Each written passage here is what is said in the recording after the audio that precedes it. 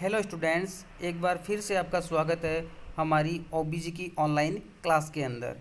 आज हम ओबीजी की क्लास में न्यू यूनिट स्टार्ट करने जा रहे हैं जिसका नाम है physiological changes during pregnancy. Pregnancy के दौरान वुमेन बॉडी के अंदर कौन कौन से फिजियोलॉजिकल, एनाटॉमिकल और बायोकेमिकल चेंजेस अकर होते हैं उनके बारे में अपन डिस्कस करेंगे। और ये जो फिजियोलॉजिकल, एनाटॉमिकल और बायोकेमिकल चेंजेस आ रहे हैं ये ऑटोमेटिक आफ्टर डिलीवरी रिजॉल्व हो जाते हैं, क्योंकि ये टेम्पोरेरी अडेप्टेशन होता है। वुमेन बॉडी के अंदर टेम्पोरेरी अडेप्टेशन होता है बिकॉज फीटस की नीड होती है, फीटस की और वुमेन की नीड होती है इस अडेप्टेशन के लिए। इसीलिए ये जो फिजियोलॉजिकल चेंजेस है ये वुमेन बॉडी में अकर होते हैं। तो ये फिजियोलॉजिकल अडेप्टेशन हो रहा है, ये फिर क्या होगा जब आफ्टर डिलीवरी होगी, आफ्टर डिलीवरी के बाद में ऑटोमेटिक ये क्या हो जाएंगे, रिजॉल्व हो जाएंगे। तो कुछ अलग अलग सिस्टम है बॉडी के, उस सिस्टम पे अलग अलग इफेक्ट दिखाई देगा। तो बात करते हैं फर्स्ट कि फिजियोलॉजिकल चेंजेस ड्यूरिंग प्रेगनेंसी इन रिप्रोडक्टिव सिस्टम। रिप्रोडक्टिव सिस्टम के अंदर कौन कौन से फिजियोलॉजिकल चेंजेस दिखाई देते हैं, वो चेंजेस फर्स्ट बात करें अपन वेजाइना के अंदर। तो वेजाइना के अंदर क्या चेंजेस आएगा कि वेजाइना नॉन प्रेग्नेंट लेडी के अंदर वेजाइना नॉर्मल कंडीशन में रहेगी, बट प्रेग्नेंट लेडी के अंदर वेजाइना है, उस वेजाइना में कुछ फिजियोलॉजिकल चेंजेस अकर होंगे। तो वेजाइना में मोस्ट इम्पॉर्टेंट साइन जो अपन को दिखाई देगा वो है चेडविक साइन। चेडविक साइन किसे बोलेंगे कि वेजाइनल वॉल बिकम हाइपरट्रोफिड। हाइपरट्रोफी मतलब वेजाइना की जो वॉल है वो हाइपरट्रोफिड हो जाएगी, और oedematous, oedematous means swelling, swelling हो जाएगी, and more vascular, blood supply ज़्यादा हो जाएगी। तो वेजाइना की जो वाल है, वेजाइना की जो भित्ति है वो hypertrophied, oedematous and more vascular हो जाएगी। क्यों? Due to increased blood supply of the venous plexus surrounding the walls. जो वीनस प्लेक्सस है उसकी क्या हो जाएगी, ब्लड सप्लाई बढ़ जाएगी, और वेंस के अंदर ब्लड कौन सा होता है, डीऑक्सीजनेटेड। तो उस वेजाइना का कलर कैसा होगा, ब्लूइश डिस्कलरेशन दिखाई देगा। कैसा देखा, ब्लूइश डिस्कलरेशन दिखाई देगा। इसी को क्या बोलते हैं फिर, चेडविक साइंस बोलते हैं। वेजाइना का जो सिक्रेशंस है वो कैसा होगा, एसिडिक नेचर का होगा। वेजाइनल सिक्रेशन एसिडिक नेचर का होगा। पीएच कितनी रेंज में होगी, 3.5 टू 6 होगी। अब बात करते हैं वेजाइना में फिजियोलॉजिकल चेंजेस के बाद में सेकंड है यूट्रस के अंदर क्या क्या चेंजेस आएंगे। यूट्रस में the uterus which is non pregnant state weight about 60 gram. जो नॉन प्रेग्नेंट लेडी होती है उसके अंदर वेट कितना होता है यूट्रस का, 60 ग्राम। कितना होता है, 60 ग्राम। और केविटी जो है उस यूट्रस की केविटी होती है 5 टू 10 ml होती है, and measures about 7.5 centimetre in length. तो नॉन प्रेग्नेंट जो लेडी है उसका यूट्रस का वेट होता है 60 ग्राम, केविटी होती है 5 टू 10 ml, एंड उसकी लेंथ कितनी होती है, 7.5 सेंटीमीटर। तो ये तो है क्राइटेरिया है नॉन प्रेग्नेंट लेडी के लिए। बट एट टर्म मतलब 37 weeks of pregnancy, pregnancy time duration के दौरान वेट कितना हो जाएगा यूट्रस का, वो वेट हो जाएगा 900 से 1000 ग्राम हो जाएगा, मतलब 900 टू 1000 ग्राम वेट हो जाएगा यूट्रस का। और लेंथ कितनी हो जाएगी, 35 सेंटीमीटर हो जाएगी। तो फिजियोलॉजिकल चेंजेस अगर हो रहे हैं या नहीं हो रहे हैं, तो फर्स्ट नॉन प्रेग्नेंट लेडी में अपन ने वेट देखा 60 ग्राम, cavity 5 to 10 ml, and measures about length जो है वो 7.5 सेंटीमीटर। बट प्रेग्नेंट लेडी के अंदर टर्म पर कितना हो जाएगा वेट, 900 से 1000 ग्राम, और उसकी लेंथ हो जाएगी 35 सेंटीमीटर हो जाएगी। अब यूट्रस की बात करें कि the increase in weight is due to increase growth of muscles and connective tissue and vascular channel. Weight क्यों बढ़ रहा है यूट्रस का, क्योंकि उसके अंदर जो मसल्स है उस मसल्स की ग्रोथ हो रही है, कनेक्टिव टिश्यू की ग्रोथ हो रही है, और वेस्कुलरिटी उसकी बढ़ रही है। शेप ऑफ यूट्रस, अब यूट्रस का शेप कैसा होता, शेप की बात करें तो नॉन प्रेग्नेंट जो लेडी होती है, नॉन प्रेग्नेंट वुमेन के अंदर यूट्रस का शेप होता है पायरीफॉर्म शेप होता है।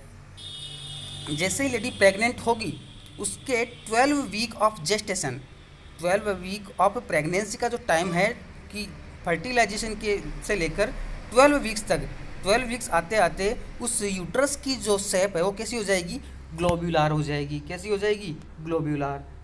और 28 वीक पर, 8 वीक ऑफ जेस्टेशन पर कितना हो जाएगा, पायरीफॉर्म और ओवॉइड, वापस किसा हो जाएगा वो, पायरीफॉर्म और ओवॉइड हो जाएगा। और 36 वीक ऑफ जेस्टेशन पर स्फेरिकल शेप के अंदर हो जाएगा।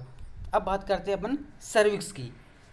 सर्विक्स के अंदर मेनली क्या सीन होगा कि जैसे वेजाइना में तो चेडविक साइन अकर हुआ था कि ब्लूइश डिस्कलरेशन ऑफ वेजाइना।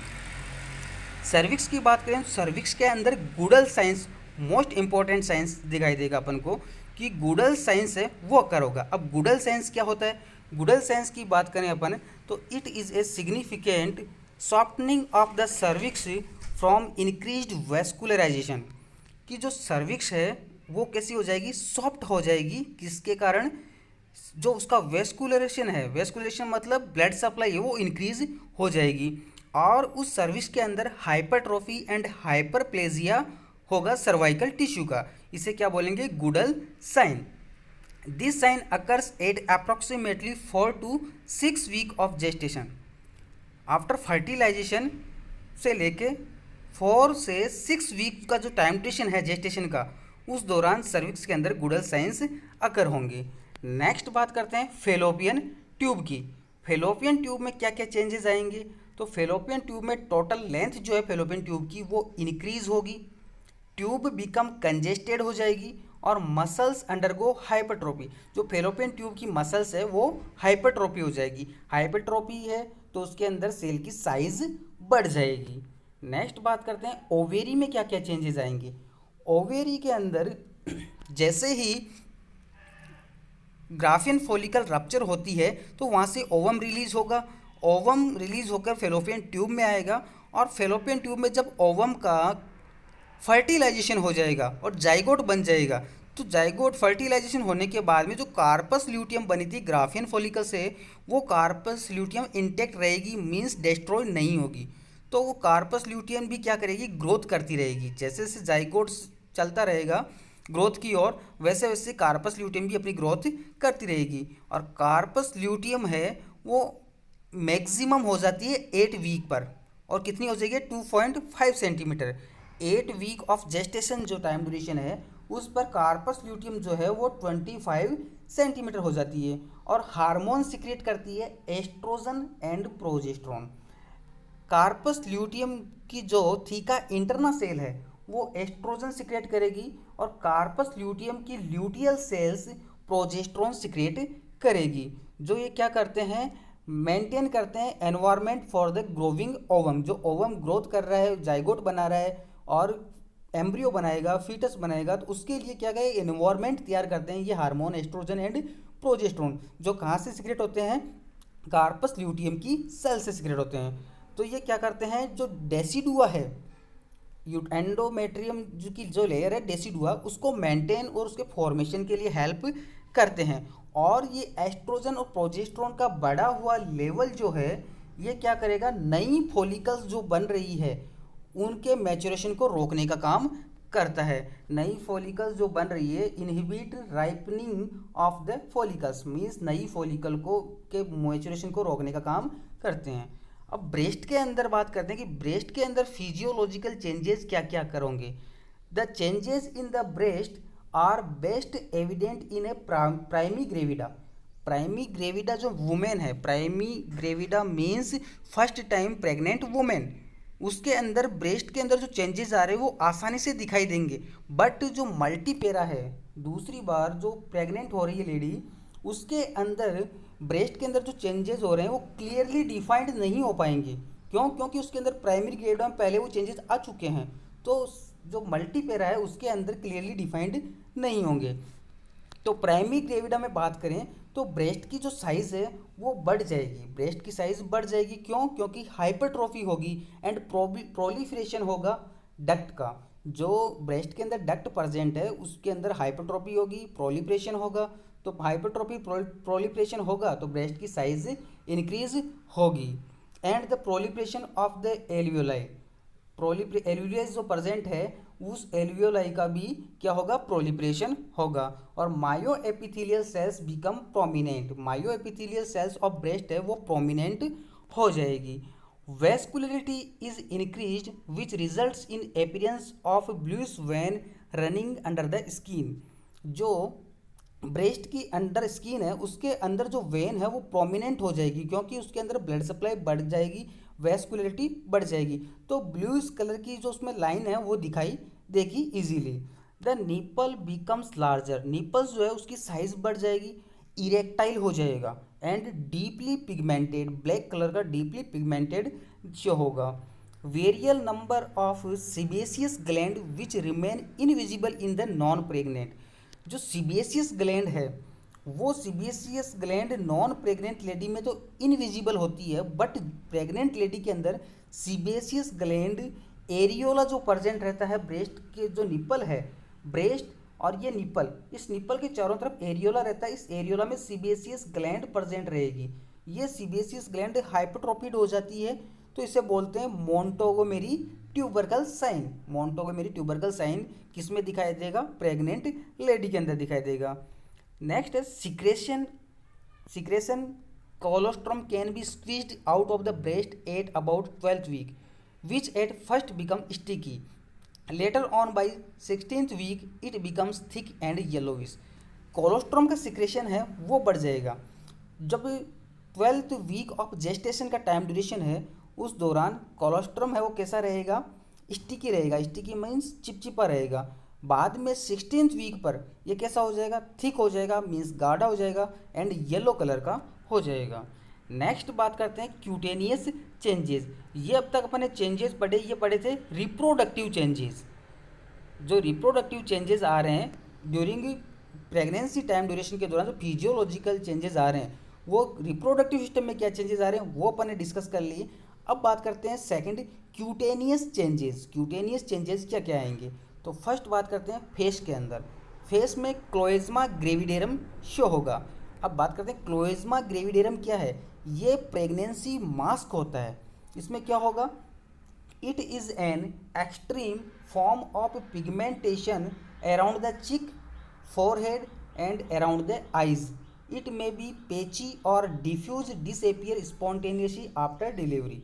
जो फेस है उस फेस में चिक जो होते हैं, गाल है, फोरहेड है जैसे सर है और आइज़ के सराउंडिंग या इन जगह पर डीपली पिगमेंटेशन हो जाएगा ब्लैक कलर का, डीपली पिगमेंटेशन हो जाएगा ब्लैक कलर का और इसे क्या बोलेंगे, क्लोएज्मा ग्रेविडेरम।